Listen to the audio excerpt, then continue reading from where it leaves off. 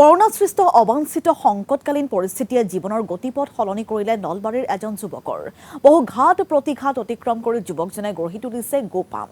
নলবাৰীৰ ফুলগুৰিৰ নিতুল বৰ্মন নামৰ যুৱকজনে বহুকেইটা প্ৰজাতিৰ উন্নত জাতৰ গৰু পালন কৰি নিজৰ লগতে আন 10জনকো স্বাৱলম্বী হোৱাৰ সহায় কৰিছে। মাহেকত 60ৰ পৰা 80 হাজাৰ টকা উপাৰ্জন কৰিবলৈ সক্ষম হৈছে নিতুল বৰ্মনে।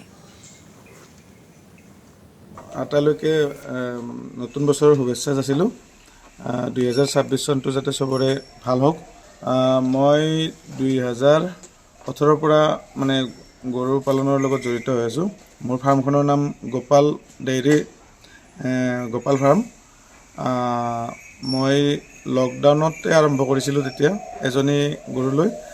এতিয়া মোৰ তাত মোটামুটি 22জনীমান হৈছেগৈ মানে গৰু। মোৰ তাত গিৰ প্ৰজাতিৰ গৰু আছে, চাহিবাল আছে, এইচএফ আছে, জাৰ্চি আছে।